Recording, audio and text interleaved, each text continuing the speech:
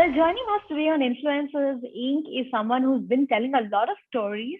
She's an author and content creator. I have with me Kopal Khanna. Thank you very much, Kopal, for joining us today.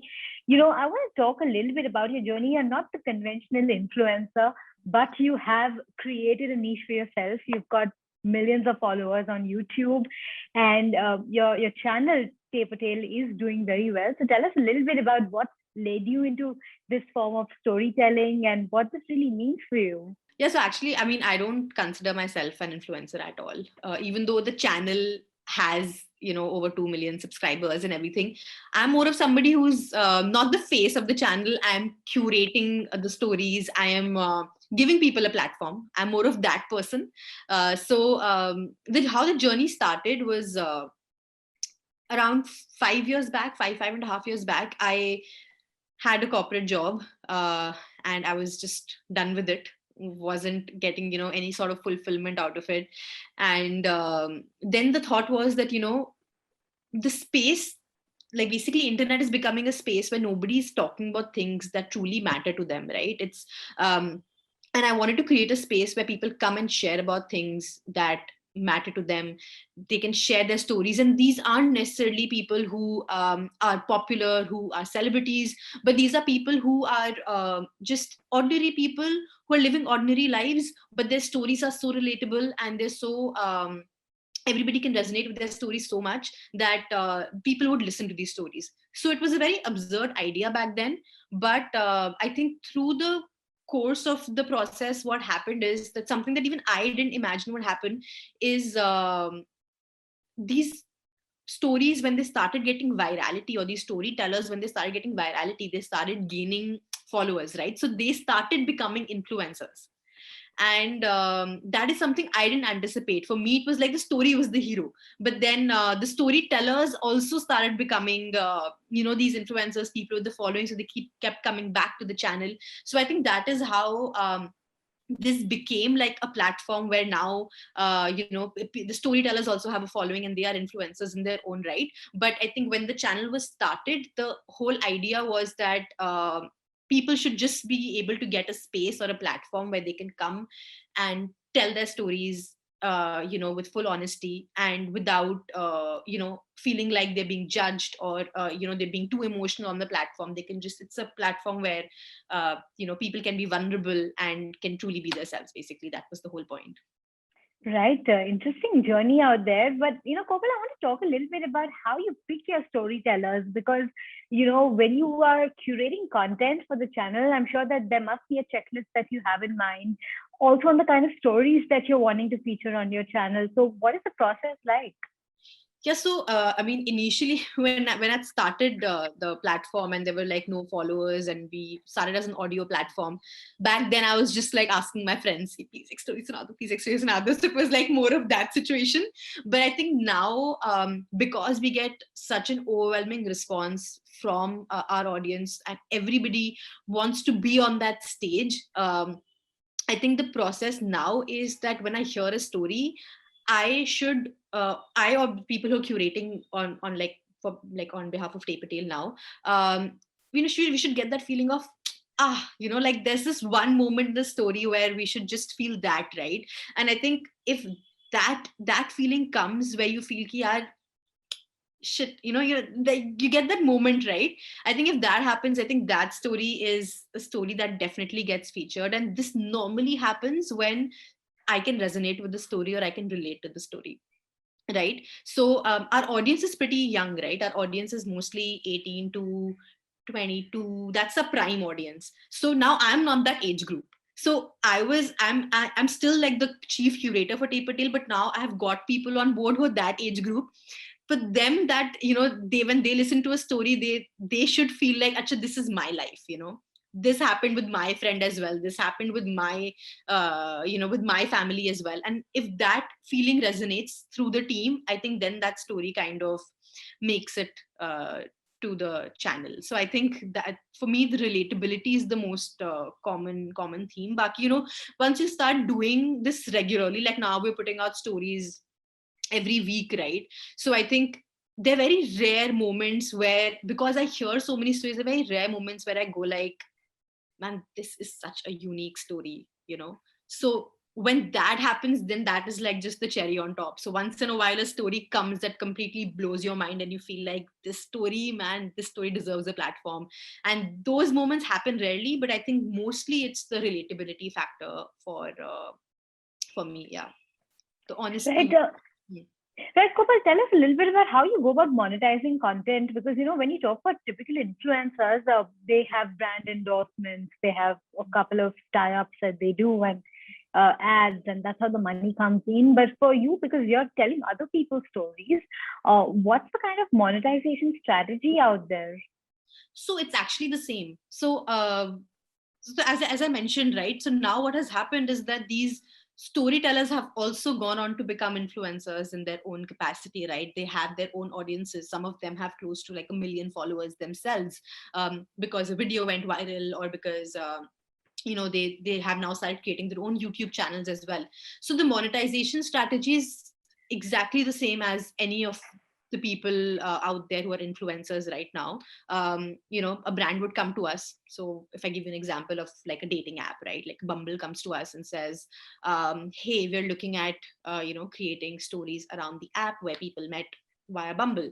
So the idea is now, I reach out to the two ways of going about it. A, because we're a platform that already has like X number of subscribers, and we're launching new storytellers and faces almost every other week.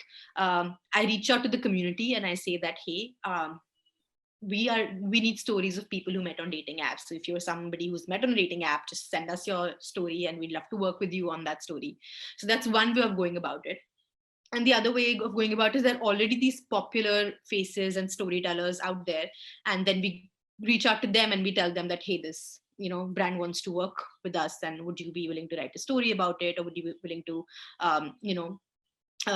perform for the brand? And so that is how this basically works. So it's pretty similar in terms of the commercial aspect, but we also have like now we're also doing workshops, and we're doing a lot of offline events as well. I mean, because of COVID, abhi to offline is quite this thing, but I mean, we were doing like a lot of offline events as well. So the revenue streams are multiple, but when it comes to brand endorsements, it's pretty much the same.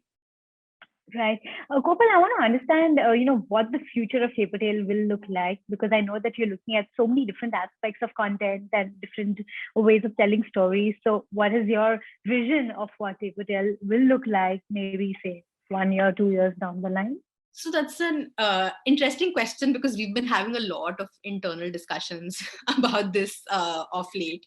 And I think one thing that keeps popping up in our meetings also is that, the mediums are changing, right? Like Instagram, YouTube, with YouTube Shorts coming in, with Instagram Reels coming in.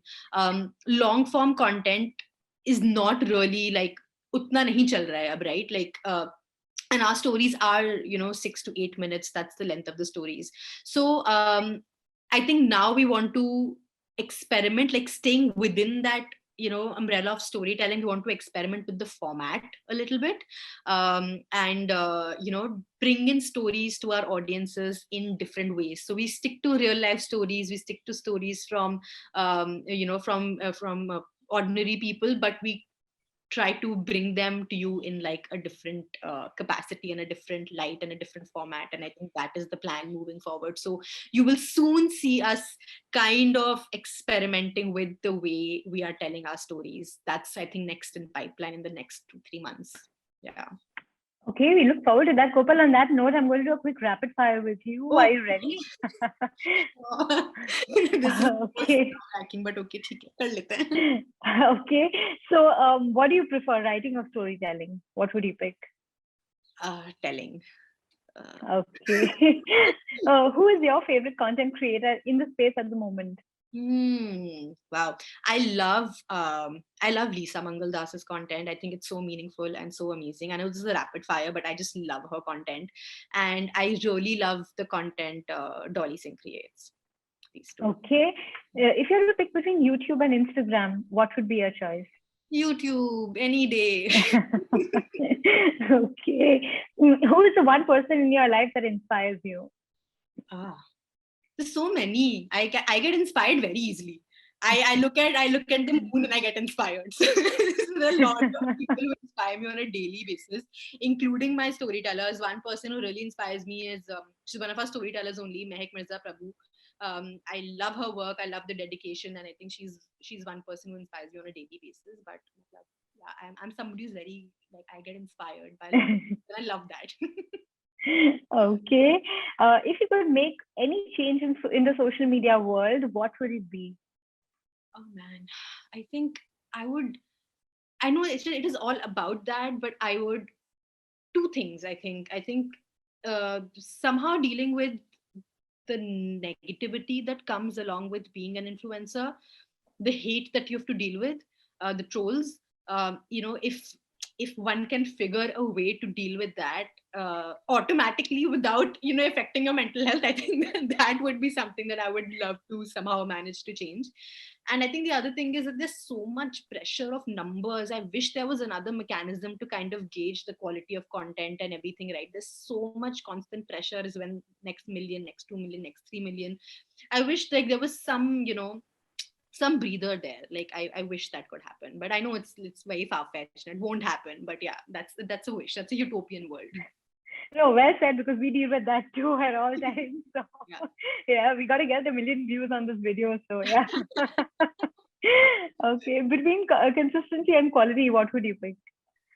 um yeah, that's a tough one. I think I would pick consistency, just because I genuinely feel like quality is something that, see, you can control, but art is very, very subjective also. So I feel like we need to sometimes, like, I think our responsibility as creators is to produce sometimes, and we can't wait for our best work to come out. That's my opinion. Of course, there are, somebody would pick quality, and I feel like I would rather, like, as an individual, I would love to be consistent, and keep producing. That I would prefer that. All right. And a final question: if you were to describe your channel using three adjectives, what would they be? Oh, okay. Magical, uh, honest, and real. Are those adjectives? Yeah. All right, Kopal. Thank you so much for sharing this with us, because yes, we at Your Story also love telling stories, and I think we have that in common. So thank you very much for joining us today. It's really been a pleasure speaking with you. Thanks so much for your time. Thank you so much, Priya. I had a great time. Thank you.